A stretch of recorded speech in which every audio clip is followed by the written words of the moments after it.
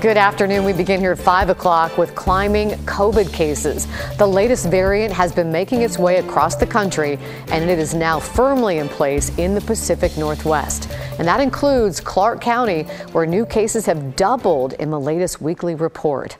Thank you for joining us. I'm Laurel Porter. And I'm David Molko. Now, it's important to put this all in context. Even with the recent rise, cases and hospitalizations are still way down compared to a few months ago. Let's bring in Tim Gordon live in Vancouver. Tim, put all of this into perspective for us here. Well, I'll tell you what, health officials here are certainly not taking this lightly, and for good reason. Coronavirus has delivered a lot of surprises and pain along the way. That said, this mini surge is not expected to skyrocket, but nobody here, again, at Clark County Public Health is taking that for granted. We're watching things really closely. We are seeing an increase in case rates and a little tick up in hospitalizations. This is kind of what we're seeing across the state. Dr. Stephen Krager has been watching and responding to COVID-19 since the beginning, from all the vaccination efforts, starting with healthcare workers and then the mass vax clinics in Clark County. It's been a long, tough road. And today, we're in a very different place. We have so much background immunity, both from vaccination as well as previous infection. More than 65% of Clark County residents 5 and older are fully vaccinated. That, along with previous infection immunity, helps keep the virus from taking off. Still, the BA.2 variant has moved in and is causing a surge. In Clark County, we're up to 70 new cases per 100,000 residents compared to 35.7 last week, so it's doubled. But it is a far cry from the 1,715 new case level at the height of Omicron in February. Now to hospitalizations, they're up too, with 98% of beds occupied and COVID patients making up 5.5% of those. Also, 94% of ICU beds are being used, with 7% being COVID patients. Despite Clark County hospitals being nearly full, Krager believes they are managing pretty well. The healthcare system adjusting is needed. The less strain we can put on it, the better for everyone. Less stress on our healthcare workers, people able to do, those procedures that have been put off for a long time. There's lots of things, lots of reasons why we want to keep stress on our healthcare system low. There is good news if you do get sick. Various COVID-19 treatments are more widely available now, including Pfizer's Paxlovid. If taken early, it cuts the risk of hospitalization or death by 90%. The more tools, the better, because Krager says COVID remains a danger. Maybe it's a little bit soon, at least from my perspective, to say, the pandemic is over. We still are watching things really closely. Yeah, and Dr. Krager says use all the tools, vaccines being the best place to start. If you're not vaccinated, he says get vaccinated, get boosted, and if you're qualified, get that 4th dose, because like a lot of serious illnesses, COVID in some form is here to stay.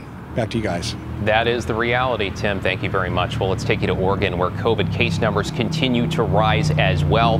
The most recent update shows almost 1,500 new cases. If we have the graphics there, that marks 4 straight days of at least 1,000 new cases. There were no new reported COVID deaths in Oregon, according to that daily update.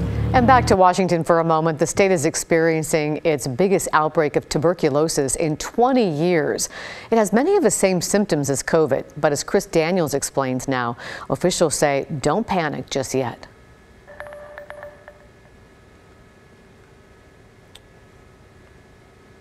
Good afternoon. The Washington State Department of Health says it is concerned because of the caseload right now. 70 statewide is outpacing previous years, but it does stress, and I quote, "It is important to note that most people in Washington State are not at risk of TB. With that said, TB, as it is called for short, does exhibit some of the same symptoms as COVID, like coughing, chest pain, fever, and fatigue.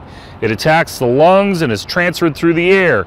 It can also be difficult to treat, but, and this is a big but, it isn't transmitted like the virus that we've talked about so much of late, and prolonged exposure is when spread occurs. The DOH data shows 21 counties don't have a single reported case, with bigger ones like Kitsap or Whatcom with a total of just 2 each in 2021, and not a single case in 5 years in either the San Juans Or Whitman County, home of Washington State University. King County is responsible for a little over half the nearly 200 reported cases statewide in 2021, but neither King County Public Health nor the State Department of Health would agree to discuss on camera the real risk here and the reason for the public alert. TB is also at high risk of transmission in senior living centers, homeless camps, and prisons. The Stafford Creek Correctional Center in Grays Harbor County is the source of 17 reported cases last week.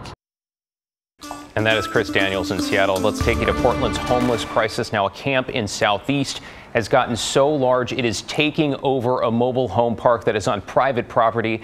Tenants say they have been threatened, they have been robbed. Blair Best joins us. She went to the property on Division today. And Blair, some say they have no choice but to move here. David, the tenants described it to me today as living through a nightmare. Now, they say the problem has gotten so bad that they're even afraid to leave their homes. The sidewalk on Southeast 157th is covered in trash, tents, and broken down cars. Piles of clothing and bikes line this fence, the only thing separating this homeless camp from Tall Firs RV mobile home park. But it's everybody over here on this side of the park that's having the biggest problems. Jeremy Robeson runs the park. He says the camp moved in months ago, but it's getting worse. Now tenants are leaving, putting his business in jeopardy. My ability to get new tenants in there is basically zero because nobody wants to live next to everything that's going on over there. I've seen a gun out. They fight all the time. They're screaming all the time. Sandra Lundy's home was just broken into. She wants to move but can't afford it. We paid for it. We're surviving, and we're doing everything we can do to survive. We don't need them to add to it. We keep finding them in the middle, aisles and under people's trailers, taking anything from cinder blocks to lawnmowers to children's bicycles. It's horrendous. I've lived here 13 years. Never once has this ever been like this. Darla Sheets put barricades up behind her home to stop people from camping there. It's outrageous. It's outrageous. It needs to be stopped. They're frustrated with the lack of response from city and police. There is nothing being done about it. There is nothing being done about it, honey. That's the problem. The police, even when they show up, will say, well, they're homeless. We can give them a ticket, but we can't really arrest them or do anything about that. And we used to have a nice street. We had kids playing.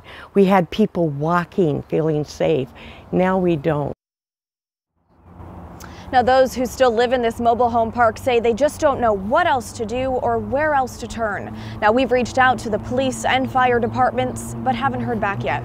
David, Laurel? You can understand why they are both frustrated and disheartened there. Blair, thank you very much. And this isn't just a Portland issue. Business owners in Bend say they are dealing with problems related to homeless camps as well. Now, Michael Edelblatt manages a standard TV and appliance store in the Central Oregon town. He says after Bend closed homeless camps in the city, some of them relocated to right behind his store. Since then, he says he's had to deal with a steady stream of thefts, and he believes some of the campers, are likely culprits. We're on the outskirts, so that's where they're getting pushed to. But now my business is paying for what you're pushing away from 2nd Street and all that other. This is a safety issue just the same. I expect the same respect for the homeless as for the business people. We're all in this together. It's going to take all of us to make it work. You can't just level out one field and ignore the people that are being troubled by them. We're all in this together. Every theft is reported to Bend police, and while the crimes are caught on security cameras too, authorities say it can truly be hard to identify people.